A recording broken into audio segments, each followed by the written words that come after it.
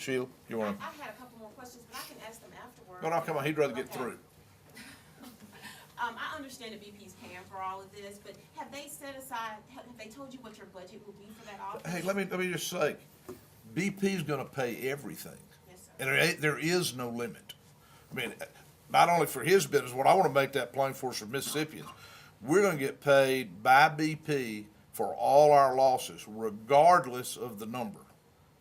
And BP has not told anybody that there's a limit, and there should be no limit. The law says they are the responsible party.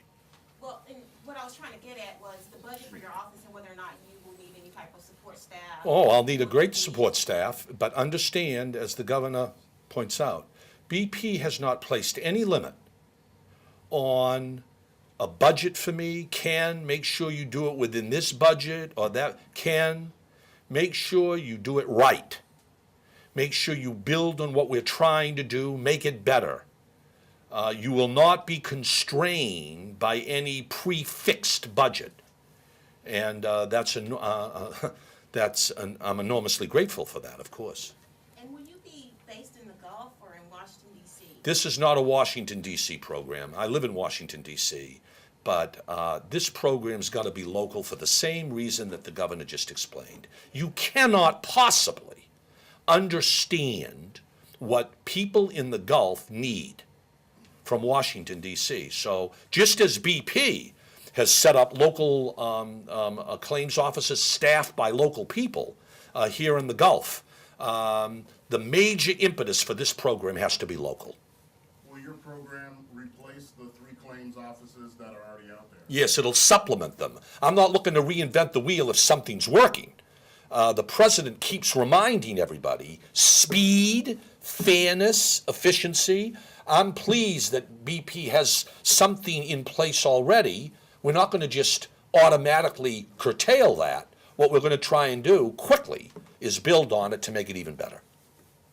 There'll be one program, and that'll be the independent claims facility, not BP. We're building on what BP did. We'll go forward as an independent facility. No money is infinite. What if BP is driven into bankruptcy? How would it affect this program and the others? How would it affect everybody? I mean, bankruptcy will help nobody. Will help nobody except maybe the bankruptcy lawyers. And that is not an option as far as I'm concerned. Last question. And Governor, I did have one more question for you. I know this- Should have been I should have stopped one ago. I did want to ask you about the Senate's recent decision to vote down the FMAP money that was going to come to Mississippi and other states. If you had a comment on the effects this could have on Mississippi families or state jobs? Well, first of all, the legislation is still alive. The Senate has put it back into different pieces. They have put that particular provision back in a different piece of legislation. So let's see what happens. But what is the effect? Unlike some other states, we did not include this extra Medicaid money in our budget. Instead, the legislature did a contingency. So if the Congress passes this legislation, what we will do is, according to that that state legislation, we'll spend about $110 million on the categories that the state legislation laid out, and we will save $77 million to carry over to the budget for next year, for 2012. A lot of states just put it in their budget as if it was assumed that it was going to happen, and the Mississippi legislature was smart enough not to do that. We'll see what happens.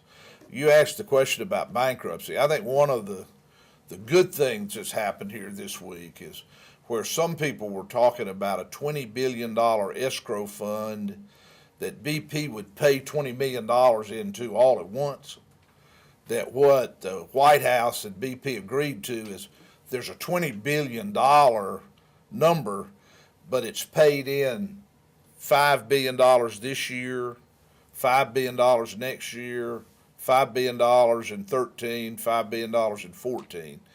And the reason I think that's important, if you took $20 billion all at once out of BP's cash flow, the thing that concerns me with that reduction in working capital, could they generate enough revenue to pay our claims? And we're expecting BP to pay for everything, and we don't want anything to keep them from being able to pay. That was sort of the tenor of your question a while ago, and I wanted to tell you that I think spreading this out over 4 years makes it more likely we will get our money, because it makes it more likely that they'll be able to generate the revenue. Thank y'all all very much.